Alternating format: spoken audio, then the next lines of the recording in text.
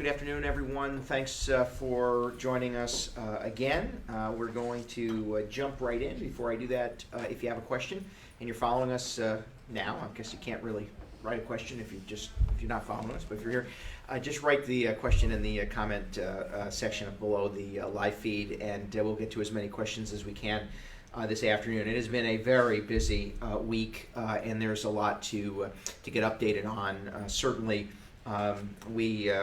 Generally, I think we came to you live just about the same day as some of the that horrible activity and really attack against the American government, if you will, and at the Capitol was a week ago, and frankly, we've been through so much these last 7 days. So we do have a lot to cover. We have a lot of information that we want to share, in particular as it relates to vaccines and vaccine access, and I'm sure you have questions. So I'm going to start today just by saying and asking, please be patient. What I can tell you is the system isn't working as well as you would want it, and it is not working as well as we want it. Access to vaccines and the coordination of access, it's just a bit too chaotic, but there have been improvements, and there is a commitment to more improvements. This entire structure is organized by the states. In this case, of course, the state of New York.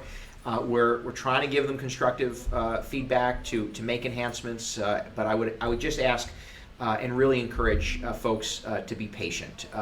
There is a great demand, which is good, great demand for accessing and getting that vaccine, but demands outpace supply significantly, and the infrastructure to get that supply out is still not yet coordinated well enough, and I'll leave it at that. So the county government's working very hard, our health department working very, very hard, and we have obviously some good news to talk about and some advancements these last few days, but just overall, please be patient as there is more opportunity to get the COVID-19 vaccine. Let's jump directly to the dashboard and start out with some data points. Today, as of today, nearly 400,000 tests completed these last 11 months, just about 11 months now, and nearly 15,000 total confirmed positive cases these last 11 months. Currently, and this is a high number that we ought to be certainly aware of and is not reflective of everyone who's contracted the virus, but there are 2,289 currently active cases. So individuals who have tested positive that we're working with, 2,289 positive cases currently. 164 individuals hospitalized. We are up again to a number that, while is not stressing the system, and our hospitals are not alarmed, we just want to watch that total hospitalization number. So at 164 current hospitalizations, sadly, 277 deaths to date. And I will tell you, I think we've seen, sadly, 20 some odd individuals succumb to the virus over the course of just a few days. And that is just so heart-wrenching. And believe me, we want to acknowledge that loss and extend our thoughts and prayers to those families who have suffered through the loss of a loved one. The county's positivity rate, 7-day rolling average as of the 11th, is that today or yesterday? I don't even know. Monday. It's Monday, is 8.48%, 8.48%. And just as a reference point, 2 weeks ago, we were monitoring 1,588 active cases at our peak. So this was the peak during the spring, 1,860. So you obviously can see that those cases continue to increase. And I think that is I think there's something important about to at least note, and that is just that there is widespread transmission of the virus. It is likely that someone you know, and likely someone you've come into contact with, has contracted the virus. And we just want to be aware of that, right? So taking those mitigation steps, those precaution steps that we've talked about all along, helps.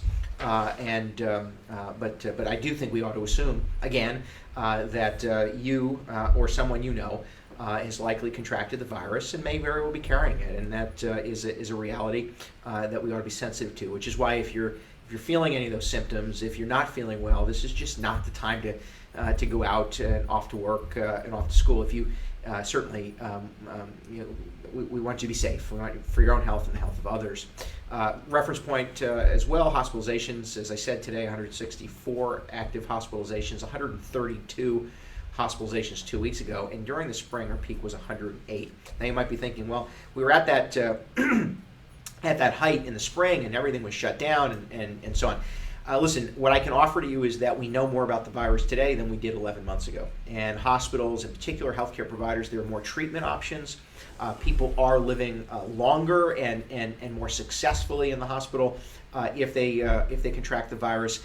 And so just that sort of blueprint is now much clearer today than it was several months ago. And healthcare providers will tell you, and the hospitals will tell you, that they feel just more confident in being able to treat individuals with the virus, and therefore they're not alarmed about the total numbers currently, but we obviously don't want to see a constant rate of growth.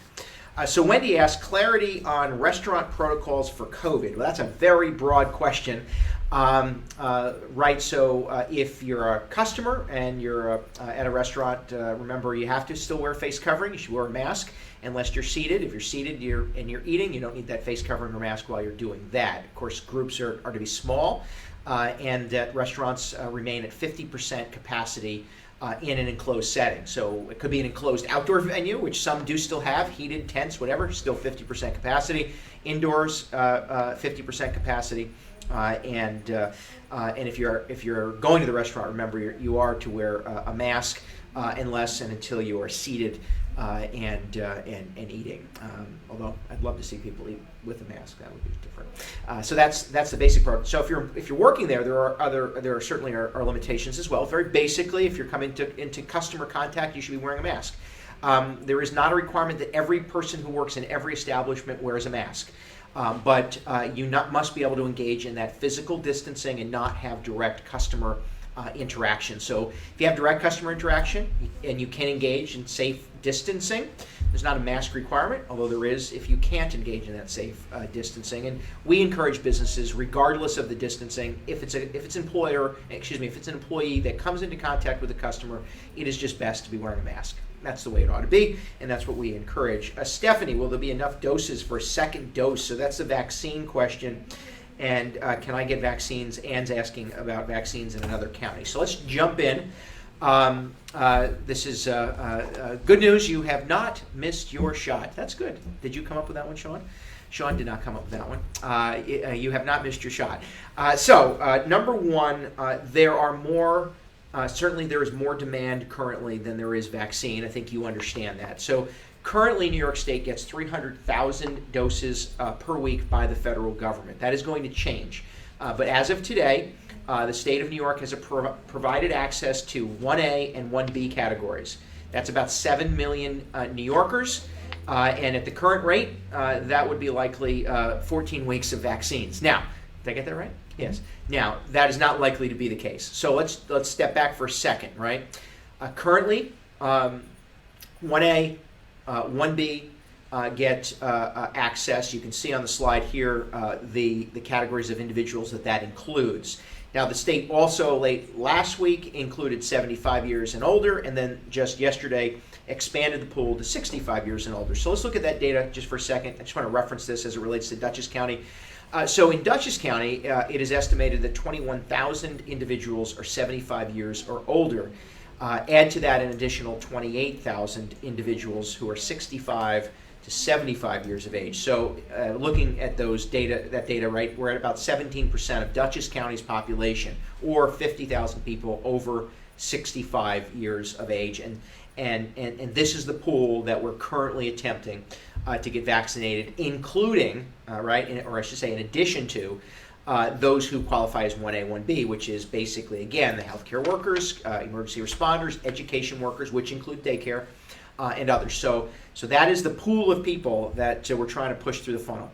What I will say is we have our work cut out for us. The entire process is established by the state of New York. So I do appreciate that you want to call us, and we'll take your calls, but we encourage you, you can't schedule an appointment through the Dutchess County Health Department. My office cannot schedule an appointment, and I don't have some capacity to get you in line. The state has organized the entire vaccine distribution process around a coordinated, I shouldn't even say coordinated, a regional approach that's led in this case by Westchester Medical and Mid-Hudson Regional Hospital. And I know it's frustrating. I can tell you we are equally frustrated, perhaps even more so, because counties did have plans in place. And frankly, those plans supported by the state of New York should have been implemented first. We're getting to a point where some of the county government plans are going to be implemented. And hopefully that makes this process a little bit easier. So again, 1A, 1B, including, as we said, individuals 65 years of age or older. So currently we have very few, county government has very few doses available, but we do have now, in essence, 4 sponsored points of distribution. Today we began distribution at our Department of Health.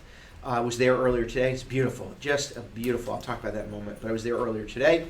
The former J.C. Penney's store at the Poughkeepsie Galleria will be open on Friday, and assuming we have enough vaccines, we're going to continue through Saturday at the Dover High School. Now, this is by appointment only. So, Stephanie, will there be enough doses for second? The short answer is yes. What we expect is this. First, the federal government was reserving the second doses, in essence holding them, and only releasing the first doses. The CDC spoke yesterday about likely changing that, and that more of the first doses will be put into the system, because the expectation is that there will be a rapid ramping up of production.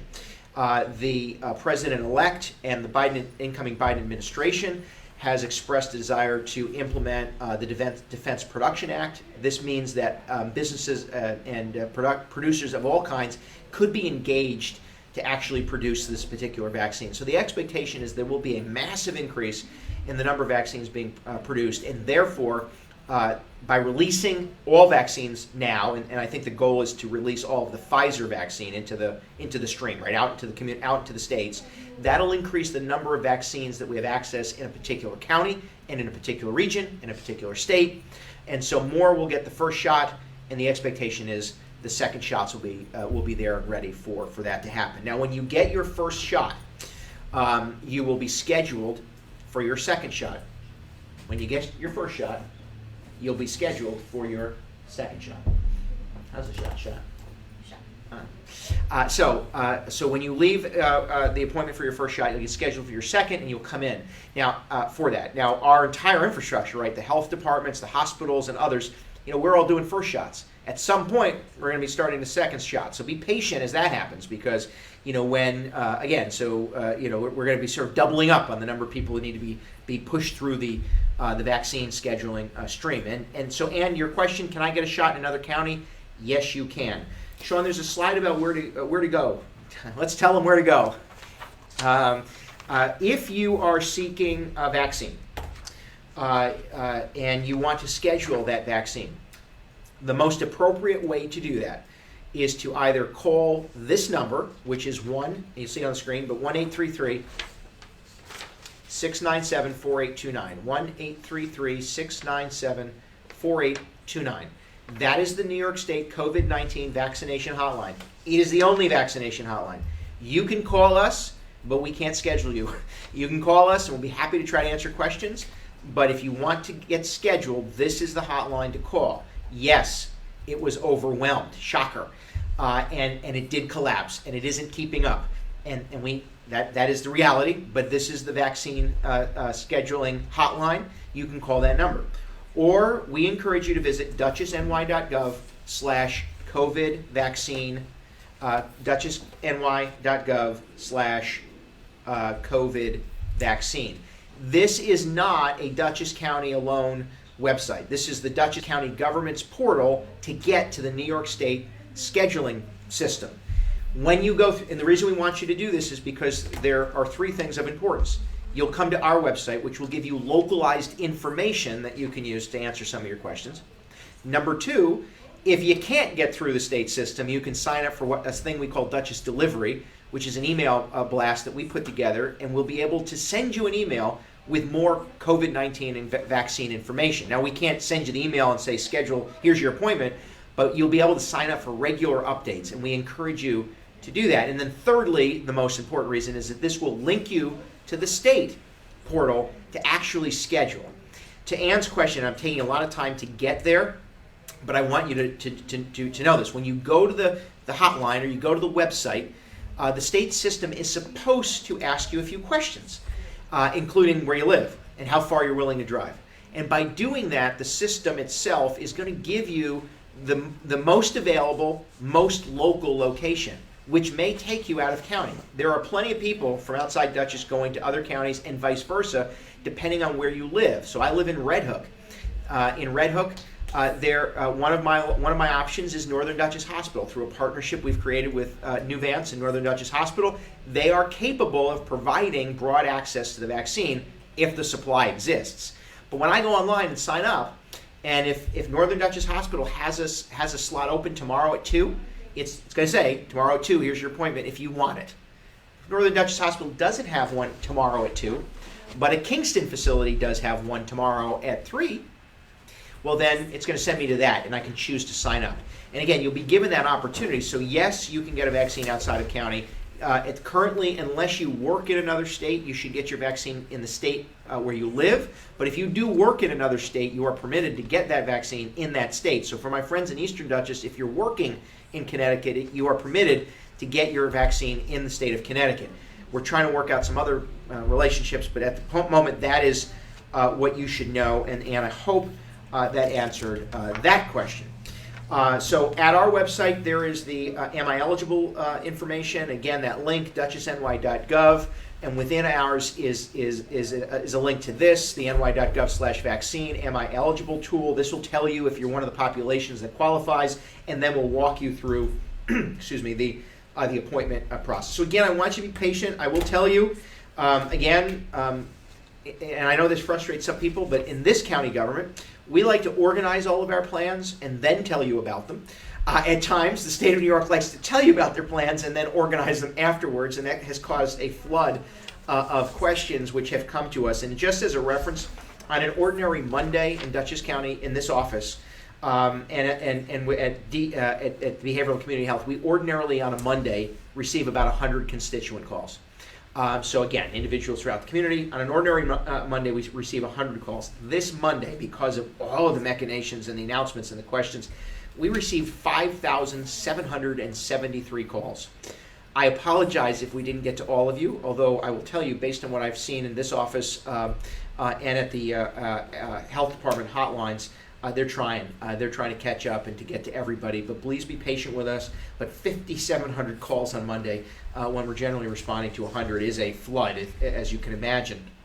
And so we just ask you to be patient in accessing the vaccine, but also be patient with us. We are doing our best. And I don't have, Ann's question is, do we know the number of shots given in Dutchess yet? We don't, in fact.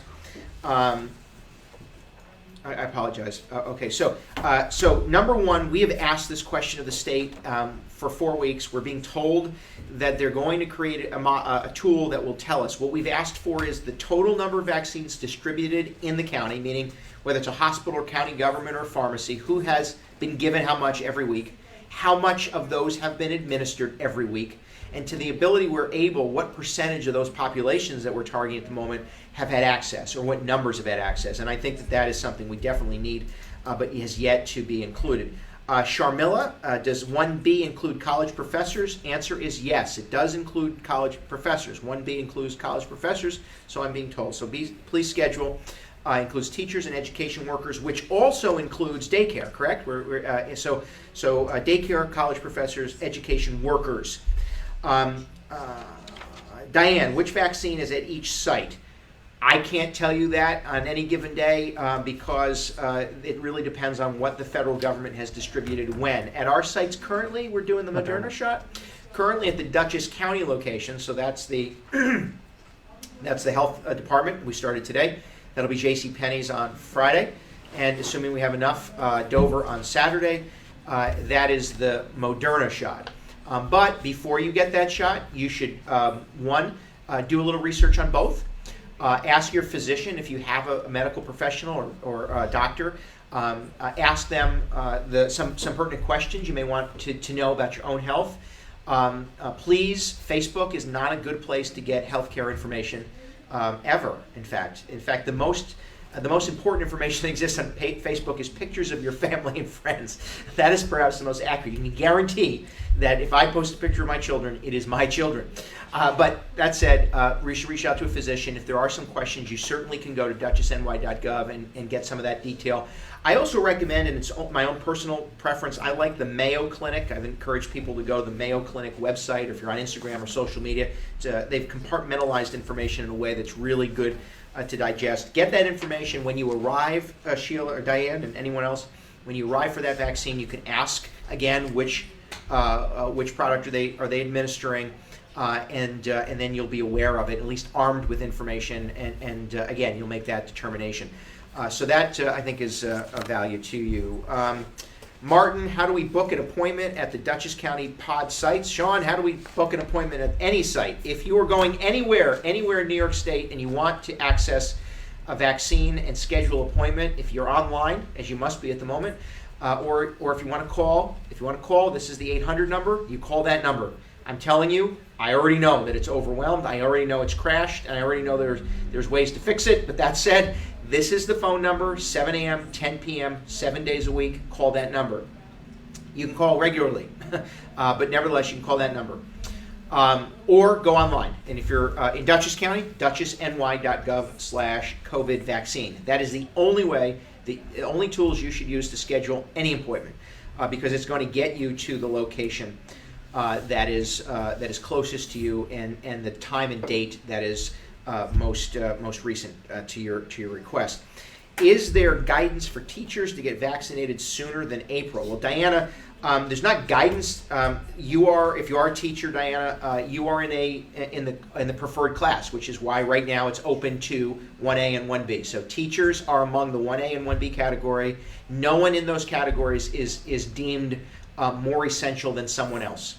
I know that for some people that's heartbreaking, but I will say again, 1A is top priority, 1B is the grown secondary, but still open and priority, and that is the population. So schedule. What I tell people is schedule the appointment that's available, and then continue to check. And if there's a new one sooner, you can always cancel. That gets opened up into the pool, and someone else accesses it. So based on supply, availability, and appointments will become more readily available to you. So right now, it may be you're scheduling for April 14th, but by next week, there might be so much more vaccine into the flow that you might be able to find an appointment in mid-February or even earlier. So be patient about that, but there is not preferential treatment within those categories.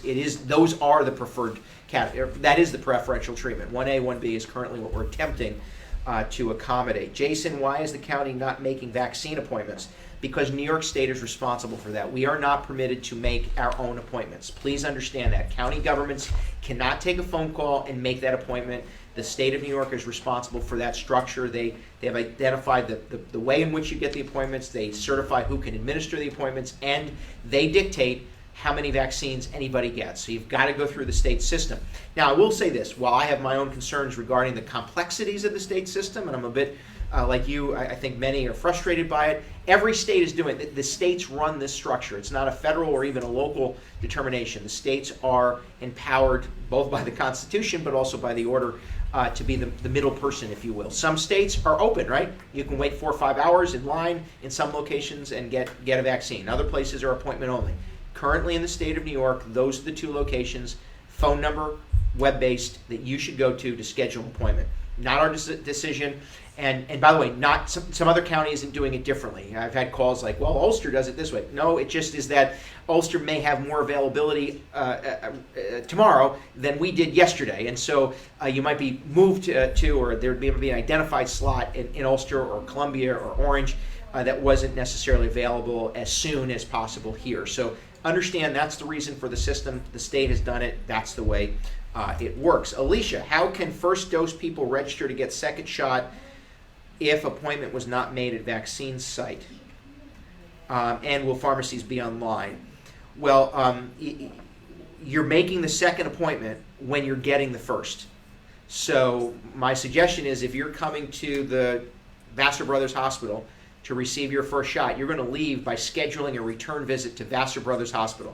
If you think you cannot be back to Vassar Brothers Hospital, you shouldn't probably go there for your first shot. So again, to be clear, when you walk into Westchester Medical, Mid-Hudson Regional with your appointment, they're going to schedule the second appointment for you. Before you leave, you will be scheduled to return to that location for that shot.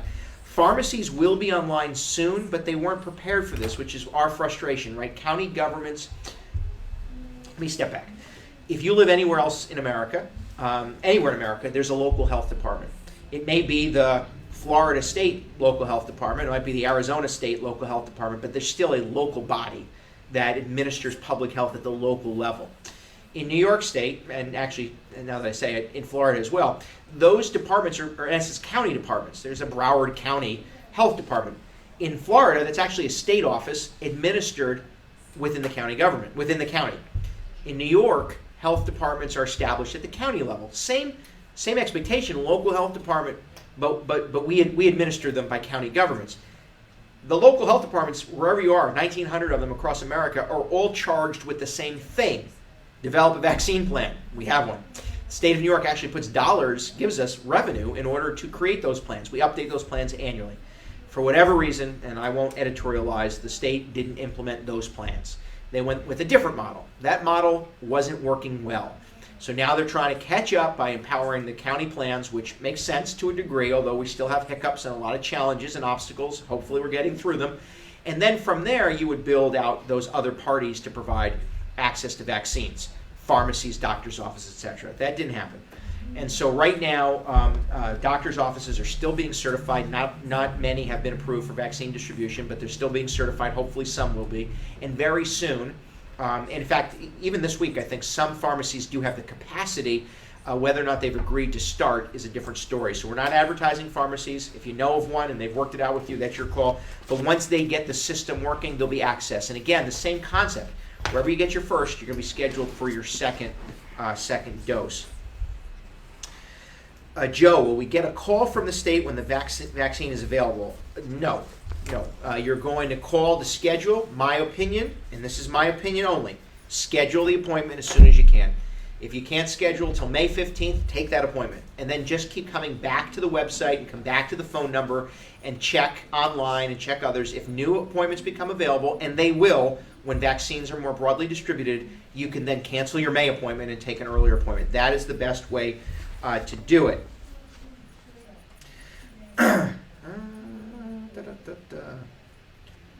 Melissa, I thought I have a vaccine injured child? Me? No, I don't. Thank you. No, I'm not sure where you heard that.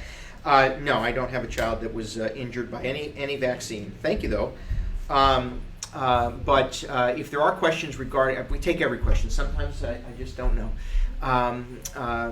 But that said, later this month, I apologize. They started and asked me to read it, so I thought maybe I'd understand it when I read it. No. But that said, I will offer, though, that later this month we're going to have professionals from the healthcare community come in and answer questions. I try not to answer the science questions.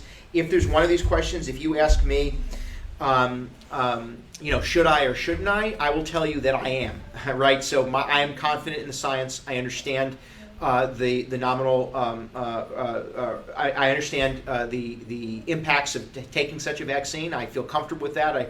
I want to get you the information so you do too. It's your choice. But I'm not going to tell you to wait, and I'm not going to tell you to get it because I don't. I tell you to get it if you feel safe about doing it. But you need to feel comfortable making that decision. So we feel confidence in the science. I feel confident in the science. I feel based on on what I have learned and listened. We're going to have some healthcare professionals to answer some questions later this month, and we'll be happy to talk to you about that as well. Debbie, where can you find ingredients to the vaccine? This is sort of this ongoing question. The FDA has some information available. The pharmaceutical companies themselves have some information available. Some of it is proprietary, which means not every bit of it is public. My suggestion to you is that you should ask your physician, whoever you feel comfortable from a medical perspective, for some information. You should speak to them and get answers. As I said, we'll have some folks in talking a little bit about it. I don't want to. I don't want to dissect people's concerns. Everything has an ingredient that we may not like. What I'm being told is if you generally have a reaction to a vaccine, right? You generally have experienced something.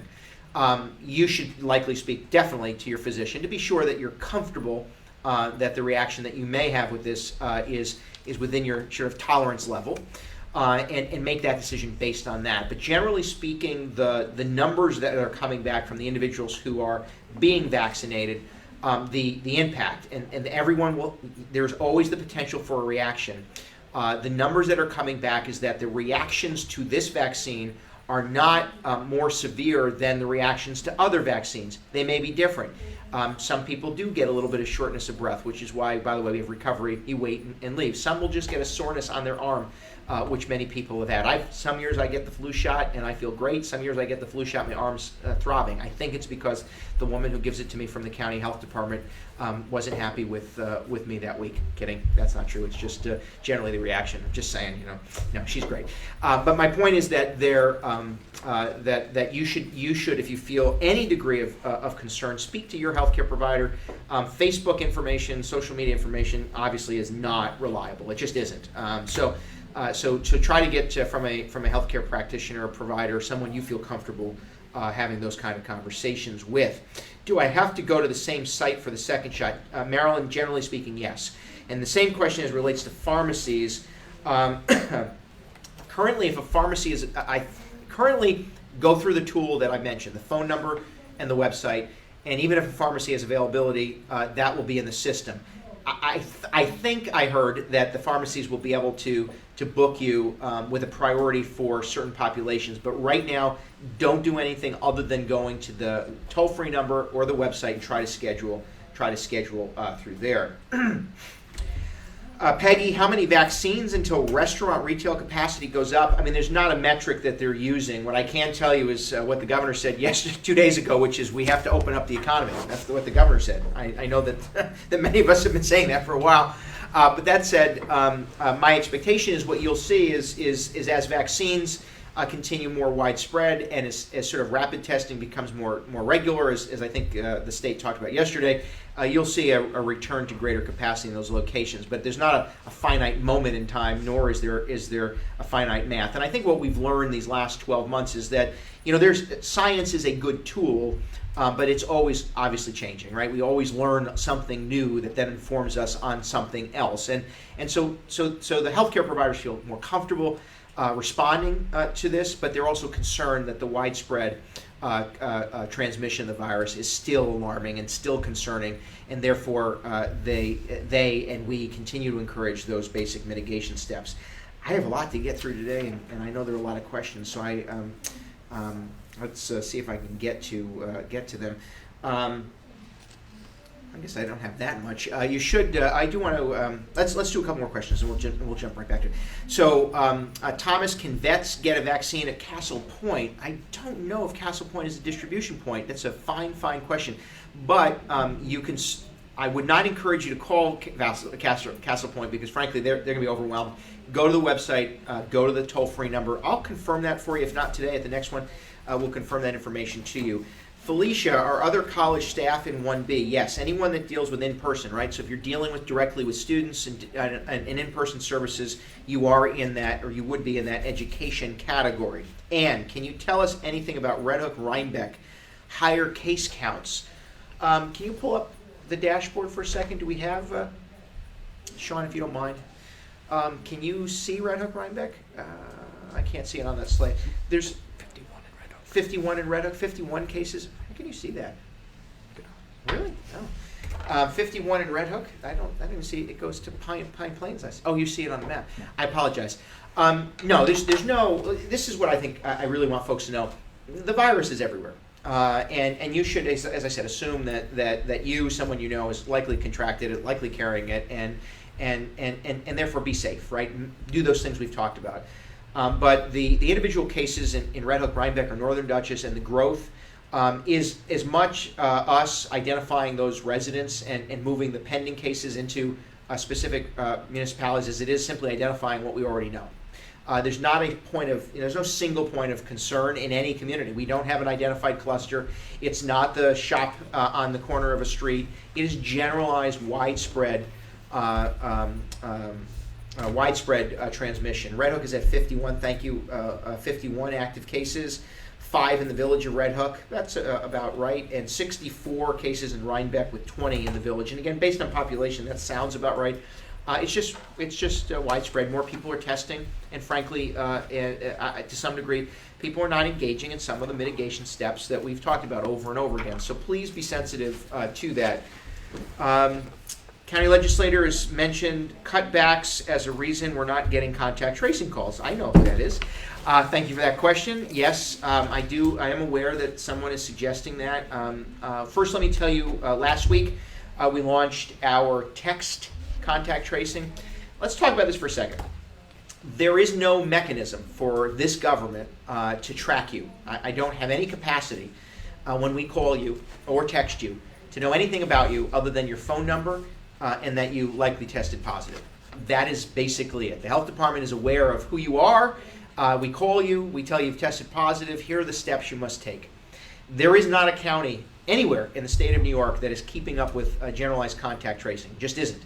But I do want to be clear, there were no reductions to the county's pandemic response. There is no health department reduction, and by the way, there is no 15%, as I think several of my colleagues have said, reduction in services at the health department. That is blatantly false.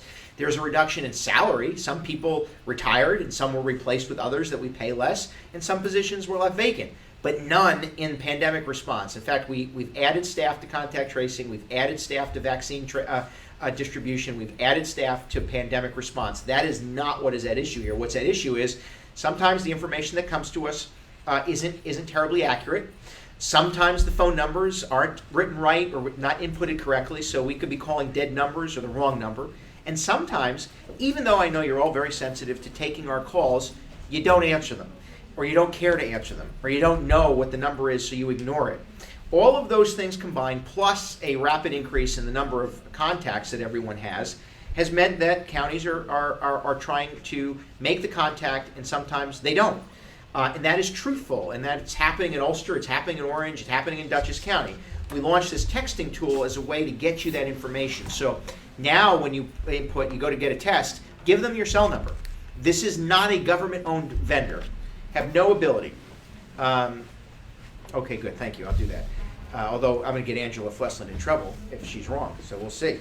But anyway, so this is just it's like getting a text message from a store or getting a text message, God forbid, from a politician. There's no way that we can track you. We're just going to use your cell number. We're going to text you. We're going to tell you tested positive, and here are the steps you should take. And by the way, if after 11 months you need me to call you to tell you that if you test positive you should quarantine, we really haven't made much progress. So here's the deal.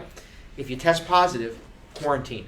And if you test positive, quarantine yourself and advise those people with whom you've come into close contact that they should do the same. And then the process ultimately over time will catch up. But we ask you to do that. But no reduction in staff at the health department's pandemic response. We've expanded that capacity considerably, both with employees and volunteers. And when it comes to contact tracing, any overflow goes to the state of New York. So there's just sadly more cases than anyone is keeping up with. As I said, there are many cases where you likely didn't know we were calling and decided not to answer, and et cetera, et cetera. So that's what we've got. Angela Flesland, who is a former county legislator and a nurse, is saying that veterans 75 years of age and older may call centralized scheduling at Castle Point.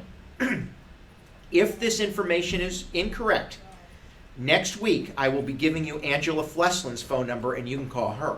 But for now, she says, and I trust that she's right, 845-838-7668. Castle Point's centralized scheduling is 845-838-7668. You may be able to make an appointment if you are a veteran 75 years of age or older. And if she's wrong, I will give you Angela's number and you can send her a call or text next week. I don't think she's wrong. I think that's the information. So you got it.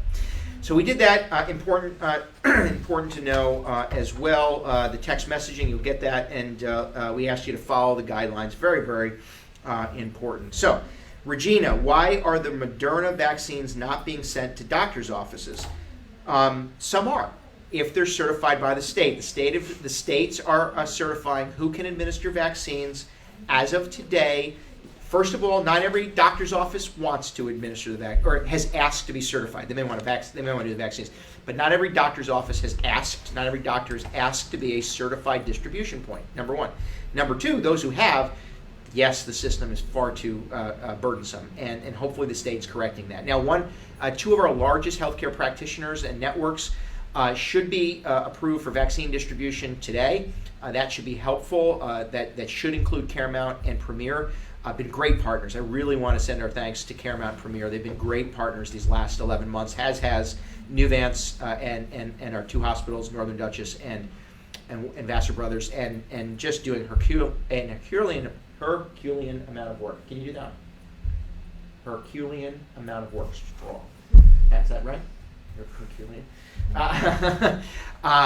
Westchester Medical at Mid-Hudson Regional doing great work. So that's number one, and you should be aware of that. They're just not being distributed because those sites have not been certified yet. And when they are, there will be access to whichever is available. Donna, why are more restrictions not in place with higher cases? Partly because we've learned more about the virus. I'll be very open with you. The concept is that there's a greater degree of understanding and less degree of alarm. Now that's true, meaning senses, people feel that. But the healthcare community is also saying that because of some treatments and because of some vaccinations, and because generally speaking, people are a bit more sensitive to their health, right? So more and more people are staying home. We know that.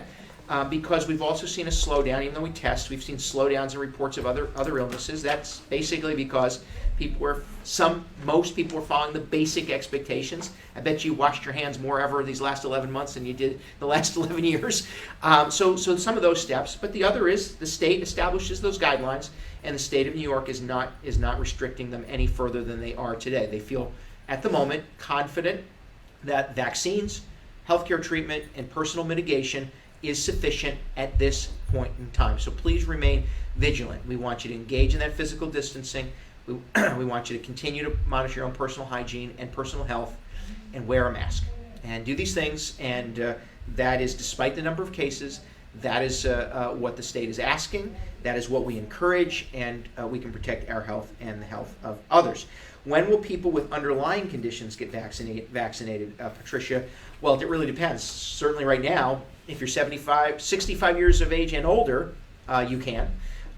If you're under those ages, that category has not yet been opened, and we don't know yet when that would happen.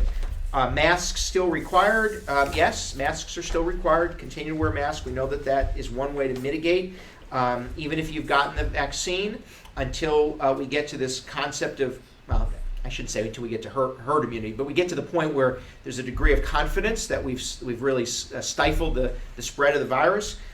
We're still encouraging those things. Deborah, once more options of vaccines are available, can we choose? Highly doubtful. You'll be able to choose who's giving it to you, and based on that, determine whether or not you're getting which one you're getting, but highly unlikely that during the nationalization of this vaccine, and this has happened before in the 1940s, actually did happen to some degree after H1N1, but again, sort of this nationalized effort to get the vaccines out on the ground, you're not likely to be able to go to a location and pick one or the other because of the sensitivities in both storage, transportation of it, and then ultimately use. But you'll be able to, when there's more access, likely be able to call around and identify a location that may have an alternative one, but you're not likely to be able to choose which vaccine.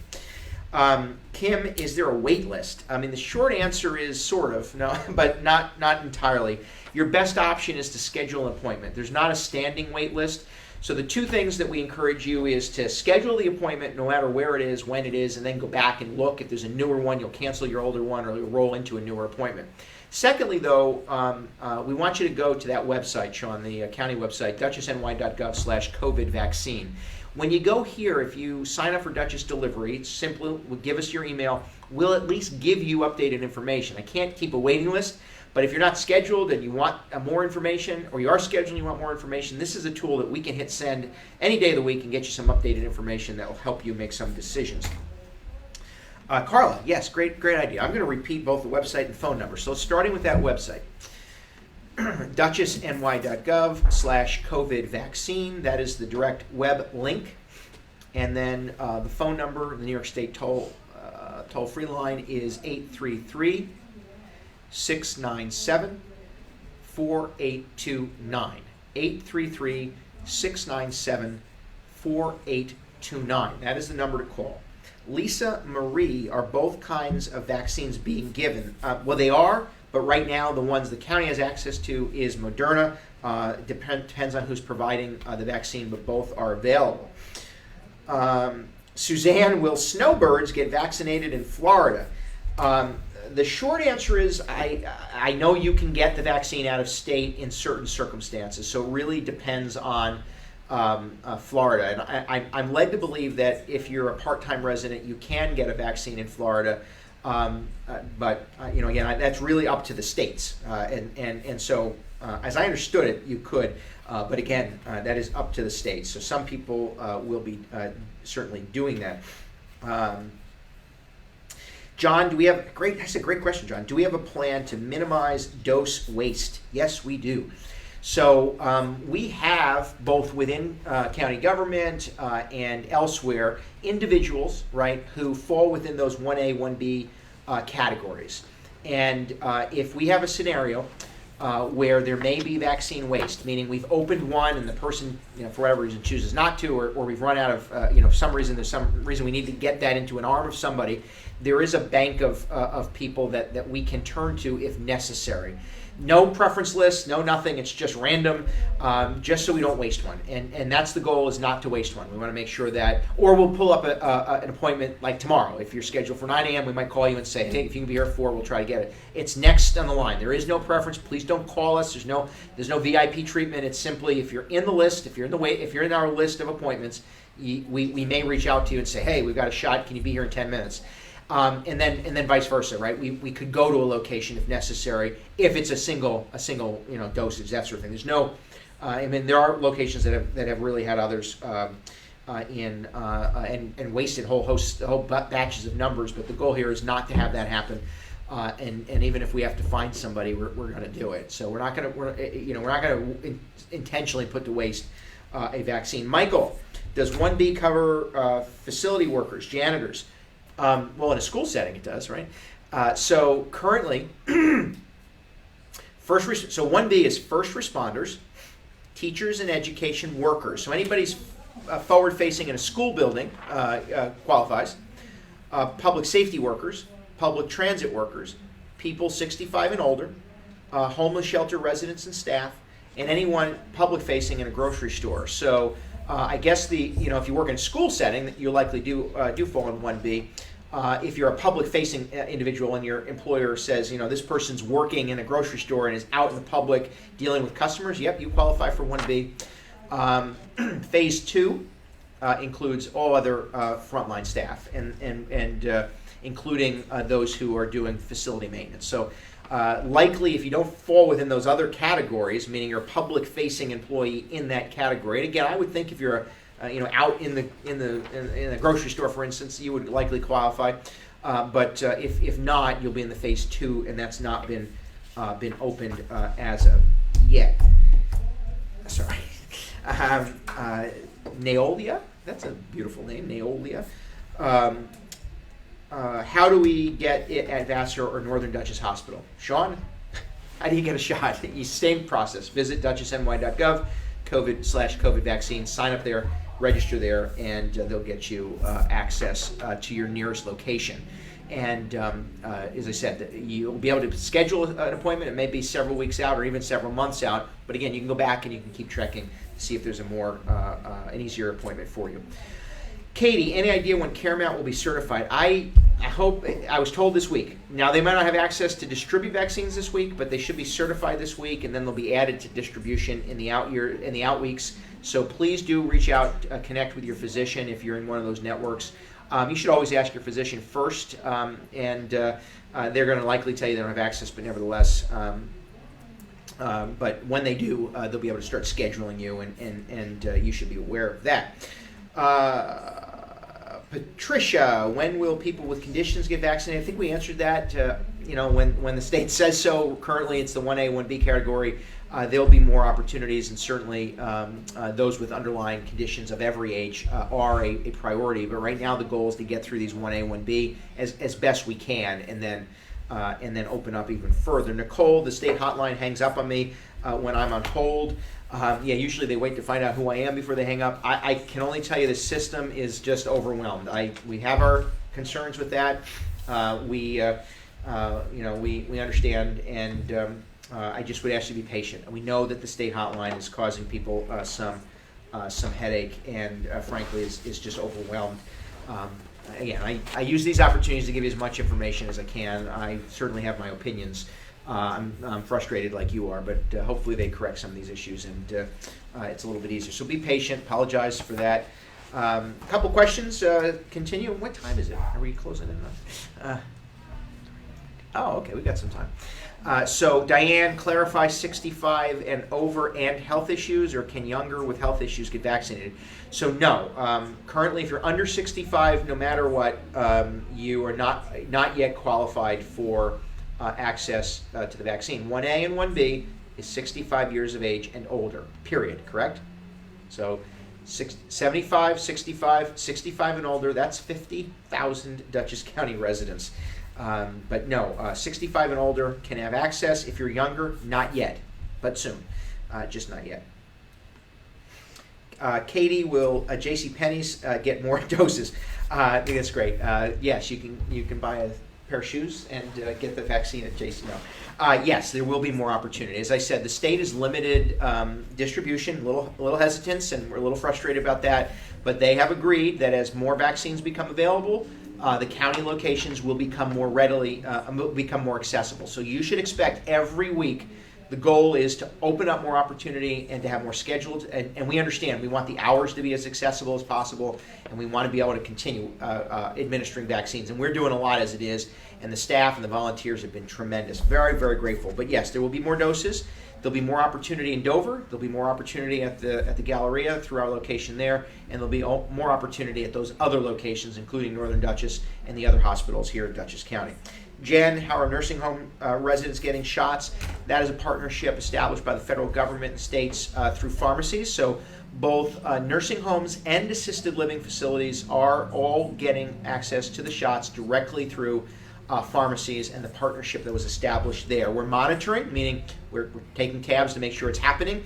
All of our nursing homes are participating, and that's how they're getting those shots. Another question about making an appointment. Sean, want to do again? If you want to make an appointment, thank you. If you want to make an appointment, please do so by visiting dutchessny.gov/COVID vaccine or call the following number. This hotline is 1-833-697-4829. So be patient, please. I understand the frustration. Believe me, I do. If you have an additional question, write it in that section, the comment section below. Wanted to let you know that it is not all that cold out, but it is cold enough to have ice skating at Bowden Park. There I am in that photograph, right there, skating so elegantly. Do you not believe that? That is not me. So if you get a chance, first, all of our parks are open. Just great. Please take advantage of the rail trails. Wilcox Park, I shouldn't say all of our parks. Wilcox Park. And Bowden, de-stress at Dutchess County Parks, and just take advantage of those park opportunities. Again, all those the rail trails are open, Wilcox Park and Bowden Park. And at Bowden, when there's snow on the ground, you can sled. And currently, the ice rink is up and running, and you're welcome to take advantage of it as well. Are there enough doses for those with appointments? Well, the short answer, Pam, is we hope so. Sadly, as I said, there was a bit of a hiccup this week. Hopefully that gets remedied.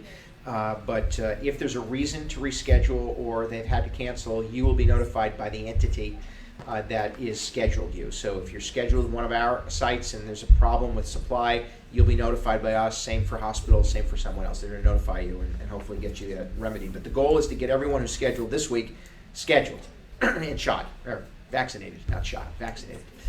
Gosh, it's been a long couple of weeks. So important there. This Monday, just a reference, very important national holiday. We all will pause to recognize the great contributions and the legacy of Dr. Martin Luther King Jr.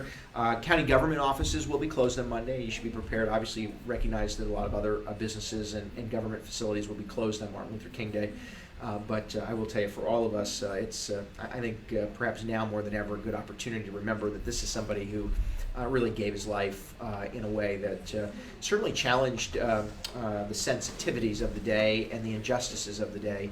And he did it in a way that encouraged a peaceful protest, pushed up against that. I mean, he made a lot of good trouble, and that's nothing wrong with pushing up against that, but he was very clear about his commitment to peaceful protest and this during the stages of his efforts to engage and move this country more closer to fulfilling its declaration that all are created equal and afforded the same rights and protections under law. And Dr. King, just a remarkable patriot who gave himself and certainly ultimately gave his life to move this country forward. And perhaps Monday would be a good opportunity for us to reflect on that. Perhaps we shouldn't wait till Monday to reflect on that. He referred one time to sort of the interconnected family, that we are tied together in one garment of destiny, and this concept that the only way you can succeed is if I succeed. If there's a cruelty against you, then there's cruelty against me. If there's injustice against you, there's injustice against me. And this concept that we are interrelated. I was talking to someone, a high school student, who was asking a little bit about Martin Luther King Day, and I said he kind of embraced this concept that our role here in this country, whether it's within our government or within our own sort of community life, it's kind of like marriage. I mean, marriage is not 50-50. It's not like, you say to your spouse, you're responsible for this half and I'm responsible for this half. Marriage is 100%, 100%. So we all have to engage together 100%. And so if I'm not giving enough, that means it's more of a burden on my spouse. The same is true in this weird, very fragile democracy that we have. We all have to give 100%. So that means that it doesn't mean that we trample over someone else's opinion. It doesn't mean that we dismiss someone because they disagree. It doesn't mean that our government is only supposed to listen to us. And Dr. King embraced that concept, that knowledge that we are interconnected. That's just a really, really important, very powerful reminder, I think, certainly, these days. Susan, what about town employees and public-facing departments? Not yet listed as the state as a population that can access the vaccine. I do think, too, emergency response, bring that category up. What's 1A, 1B, just so we can go through it again. 1A, again, you can see that. Those are pretty clear. 1B now expands to first responders, that's fire, police, etc., teachers and education workers, public safety workers, public transit workers, and then those others. But no, not yet does it include those other municipal employees. And believe me, I understand everybody who does want access to the vaccine obviously has a risk going off to work, but also wants to be in that preferred sort of class to get. This is just supposed to be it's supposed to be an organized rollout and access, so we can get as many shots in the arms as we can as we build up to the full access. Just not there yet. Carolyn, with vaccines happening, any projections when the numbers will go down? No, I don't. I'm not able to. I mean, we have some concept, but we're months away, and so yes, the numbers will start coming down at some point.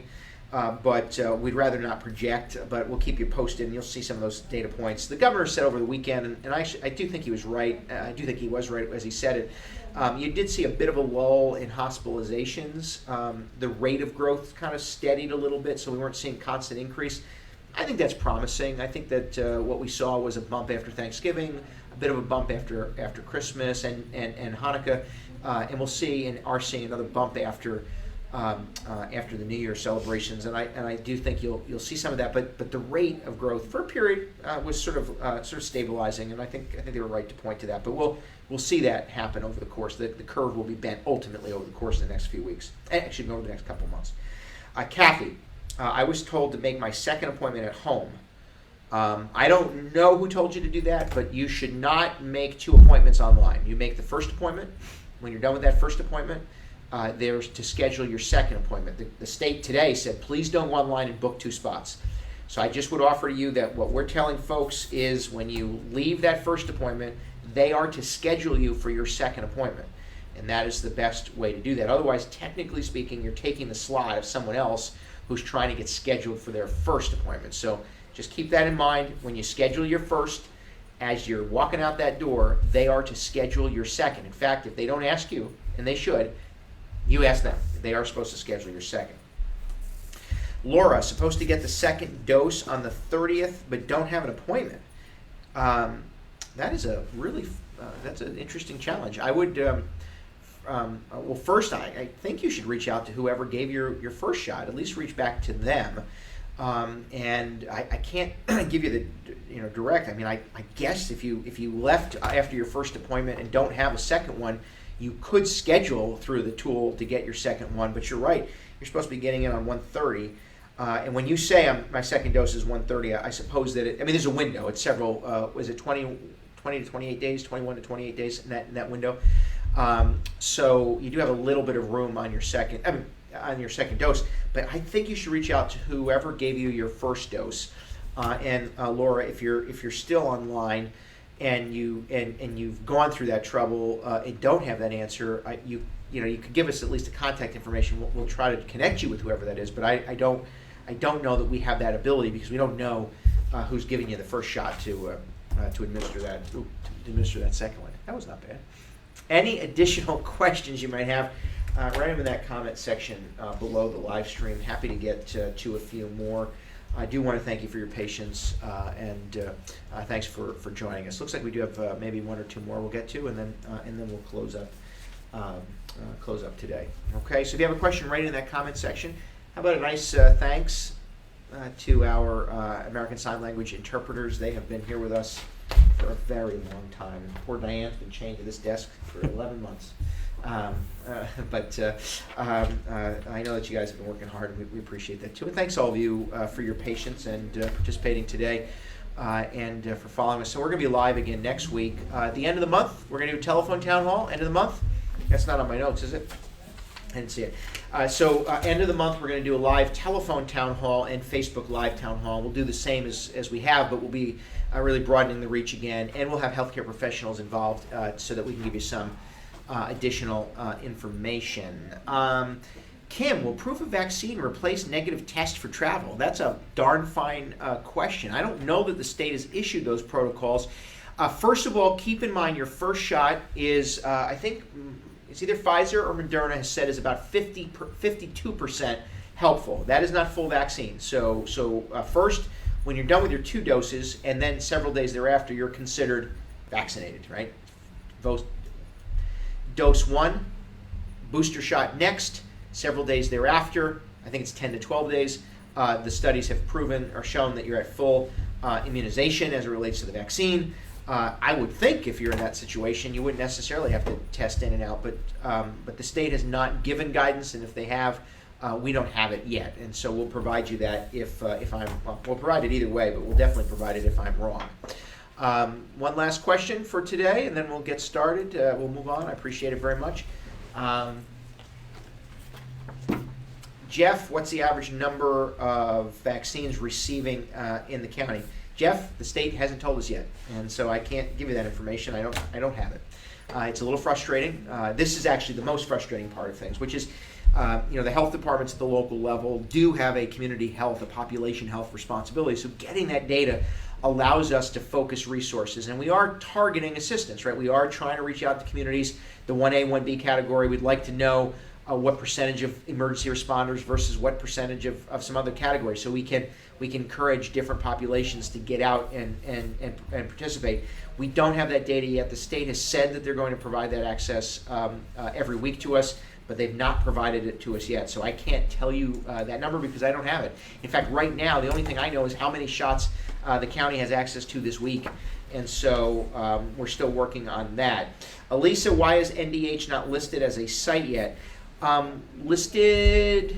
As a vaccine site? Where?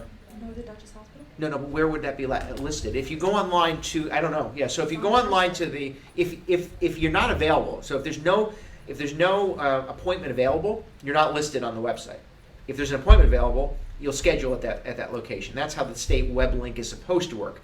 Now, in our material, we're advising that Northern Dutchess Hospital is a partner entity. But again, once you go to schedule, only the locations that are open to you, based on the information you provide, are then provided. So right now, the hospitals are desperately focusing on the 1A category and then expanding access to 1B as well. So Northern Dutchess has the willingness, but they don't have the vaccine. So limited access at this point means that there's limited vaccines mean that there's limited access. Sorry, Warren. Where listed where? Like you should know what they're talking about. Why don't you know the question that you read to me? Thank you, Barbara. My daughter is a teacher in Washington County. Can she get vaccinated in Dutchess? Technically speaking, she can. But I would just ask, again, we're trying to get as many Dutchess County residents vaccinated as close to home as possible. So the best option for your daughter is to still go to that website. I think she can click and say that she's willing to travel 200 miles if she wishes, and the closest location to her will be made available for an appointment. And that really is the best option. But you can get a vaccine anywhere in the state of New York, and in some circumstances, if you work in another state, you can get a vaccine in that state. And those other states determine if non-residents can get access. Currently here in New York, we're giving vaccines to any resident anywhere in the state. That's the way it works, okay? So with that, we're going to wrap up. I see one more. I'm just going to sit here and relax. It's a nice note to end on. Oh, good. I love nice notes to read. Susan.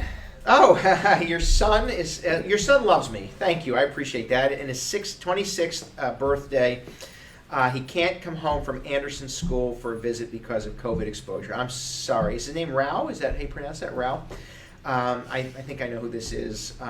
Well, first, Rao, on behalf of the nearly 300,000 residents of Dutchess County, happy birthday. And especially, I know, to you, the folks at the Anderson Center for Autism doing a remarkable job. And I'm sure you're being well cared of, but you can't come home, and I know that's really disappointing and very saddening, and believe me, I get it. And so a good way to end today is perhaps all of you out there, if you're in a good mood today, and I hope you are, and you see Susan's note, her comment on our Facebook feed, why not join me in typing happy birthday to Rao, R-A-O. Wish him a happy birthday, happy 26th birthday. It's also Lauren's birthday here in Dutchess County. She works in our communications team. And she's very expecting. I'm very expecting. June? No. Yes. June. You told me the gender. Is that public? Yes. Okay, little boy. I hope he's little. Big would be it'd be more trouble for you. But happy birthday to Lauren. But join me in wishing Rao a happy birthday. And Susan, thanks. I know it's heartbreaking to not be able to see him. Believe me. Whether in a nursing home or in a congregate care facility or any one of these, I know that it's just heartbreaking, and I'm hopeful that we're getting very close to being able to open up these opportunities again.